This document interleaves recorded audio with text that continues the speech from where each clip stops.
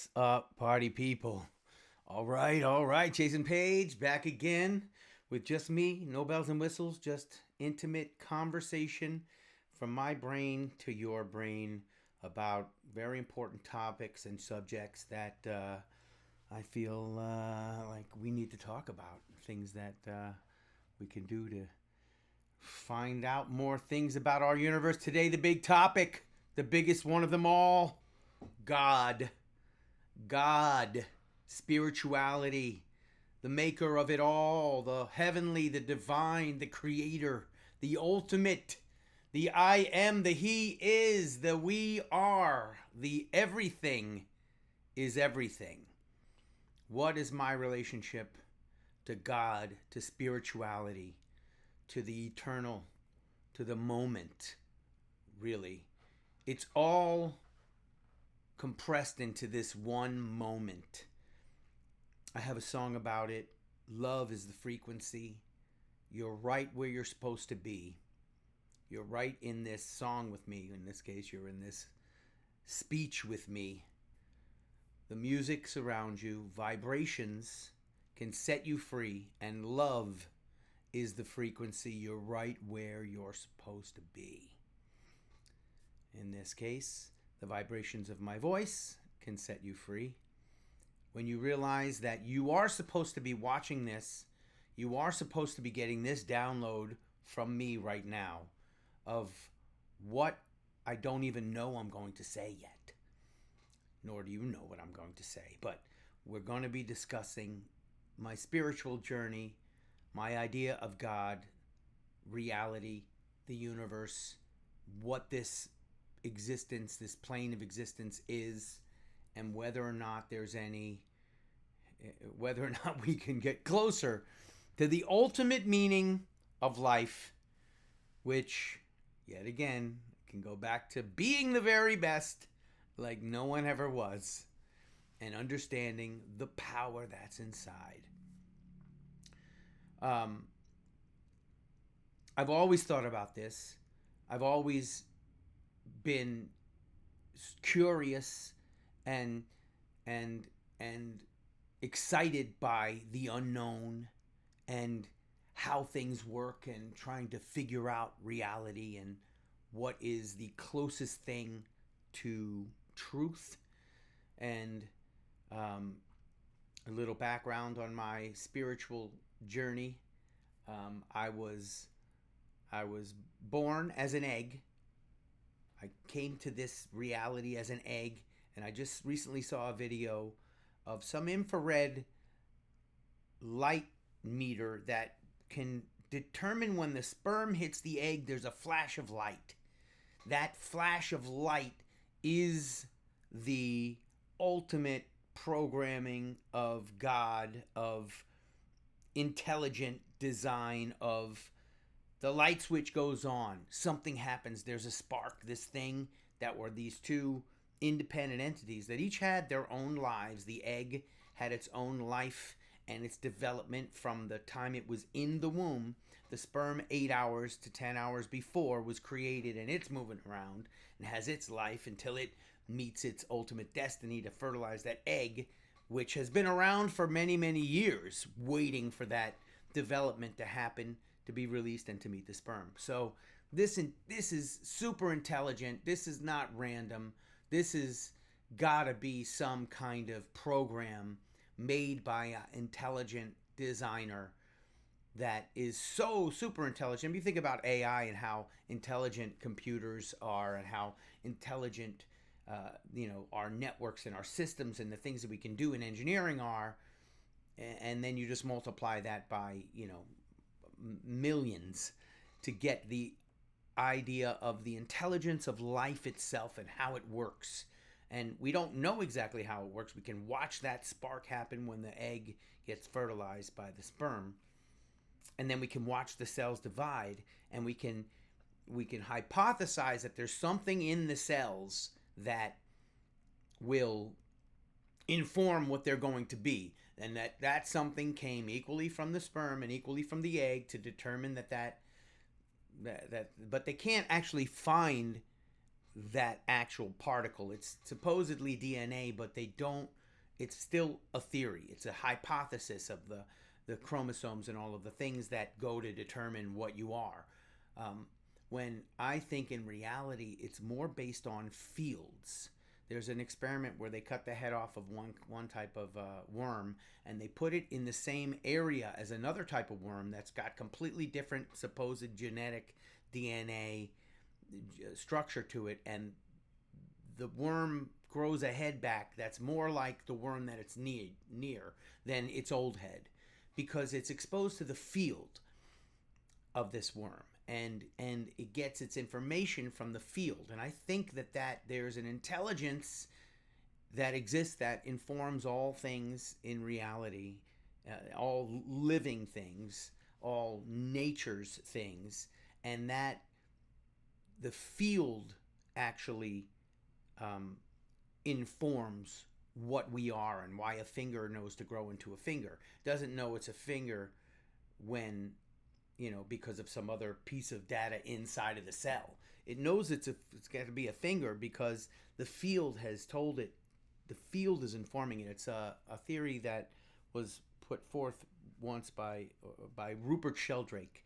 It's called morphic resonance, and there are many experiments that actually, can show that these fields exist, and that they certainly exist in many other paranormal ways, that people can have remote viewings. And one of the experiments that Rupert talks about to prove that this field exists, that the fields are, across vast distances, and is intuition and things that when you're not anywhere near it. The experiment is the dog going to the door a certain amount of times while the owner's away. When the owner decides to come home, when he makes that decision, the dog goes to the door many more times than it did before the decision was made to come home by the owner. And they can repeat this. They've repeated this experiment many times with many dogs, with many different ways of telling the owner to go home. When he doesn't even know when he's going home, he has to go home when they call him to go home. So they call him to go home. All of a sudden, the dog goes to the door more times. The dog is being filmed, and they can just watch the dog when the owner decides. And until the owner gets home, that dog is going to the door more times. Once the decision is made, which means the dog picks up the decision through the field, through the morphic resonance that exists all around us at all times. We know we have energy fields that we can also see in certain light meters and certain light scopes. Recently, there was another experiment of children that can blind read. They can blind see. They blindfold them, and the kids will know they can read. They literally are reading text out of a book. They're playing chess. They're moving pieces around. They're telling colors without literally being able to see those things, because they are using fields and their perception outside of our basic senses to achieve these outcomes. So this just gives me the insight that there is much beyond this physical realm. There's also children that describe past lives and future things that are happening as well. This is part of what people call remote viewing, where you can see what's going to happen in the future. You can see where things are when you're not there. They can predict events, and government agencies, the FBI, uses these remote viewers to find out where stuff is, where that killer is, where that body was hidden. And these remote viewers are, I believe, using the fields. And the fields are in our ether, in our environment. The fields are part of our atmosphere, or in this realm somehow. There is a physical locality to the field, whereas the worm with the cut off head is placed near this other worm, and he grows the head of that worm, but he won't grow the head of that worm if it's distance somewhere else. So these fields move in some kind of physical realm, in some kind of physical spatial way. And I think that the stronger the field, the stronger the energetic frequencies are, the stronger the more they can travel through the fields. I mean, you have an intuition, somebody's thinking about you and they call you, or you know somebody is in a room. You can totally do this. A dude with a bad vibe walks into the room. People feel the vibe. They can see the dude. They know he has a bad vibe. Same thing. A dude with a good vibe walks into the room. His energy is emanating. These energies are fields. So fields exist, and they are it's a powerful way for reality to interact with reality.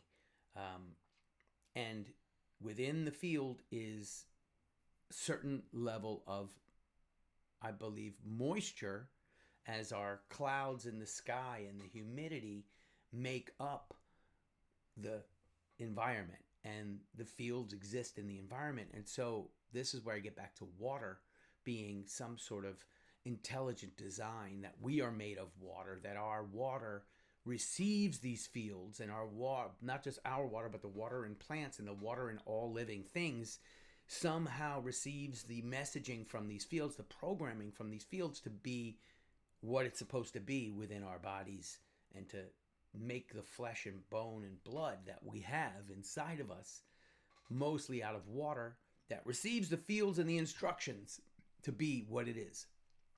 I don't think it's a book that men wrote about a dude who was roaming the desert, who was made in, the image of God. And I do believe that there is great wisdom and knowledge and history, actual physical history, on great poetry and great ideas in our religious books, and of them there are many with many different perspectives, and a lot of them share the same ideas. But I also think that there's evidence in those books for the fields and for this knowledge that exists outside of the physical reality. I used to say, if you were to throw those books away, if you never found those books, would this incredible reality, this God, exist if you never saw the book? Of course it would. The miracle of life, the miracle of how we interact, the miracle of how our bodies work, the miracle of the stars and the sun and the moon and all these things, and the oceans and all of the life and all of the species and jungles and the flowers and the way insects and the ground and all of these things interact are so miraculous and so powerfully wonderful and complicated, and yet they all know what to do. They all do their thing. They don't really make mistakes. They just do. And that is the ultimate spirituality. It's already existing at all times within us, and all we have to do is tap into it. That's probably something that is very clear in the Bible as well, that it's always around you, and it's always in you, and it's always with you, and you just have to open yourself up to it, and you will be you will be rewarded by it. People get in the flow, and they're in the flow of these fields, attracting things or repelling things based on the thoughts. And the thoughts, I think, also might be not in our brains, but our brains are just a receiver to receive the fields. It's not like a memory bank on a computer where it's actually stored in that hard disk in your brain. Your brain is just creating it's the channel to tune into that field. And if you don't tune into it, you don't really, it doesn't stay in your head until you tune into it. You have to tune into it, and it gets downloaded from the field. We're like radios with all this music in us, but the music isn't coming from the radio. The music is coming from the field, and we're the receiver, receiving the field, receiving the songs, and processing them through our transmitter. Our brain is like a transmitter, a receiver and a transmitter to understand and interpret what these fields are. And before we learn how to be humans on this civilized planet, we're babies, and these babies are filled with the field. It's all they have is the field, and they're completely helpless. And we have to We have to develop their ability to interact in this world without diminishing their ability to interact with the fields. And much of what we do in our reality diminishes our interactivity with the field. So ultimately, God is whoever created this field, whoever's in control, whatever, however, this whole field reality has been given to us. I don't think it just evolved out of the mud in a big explosion at one time billions of years ago. I think it exists in some other level that we have yet to discover, and I am very curious about it. So I'm going to continue to try to find out what that is through conversations with intelligent people who are looking for those answers and have experienced things beyond this realm and have great insights. And there are many of them out there. So check out some podcasts on the field. And if you find them, drop them in the comments and I'll check them out with you. But Rupert Sheldrake is one of them. And there are many others that deal with the paranormal and the possibility of things way beyond this realm. And within that might exist the ultimate answers to spirituality, to God, to what it's all about. And we can find that together. Jason Paige signing off. God, spirit, reality. What does it all mean?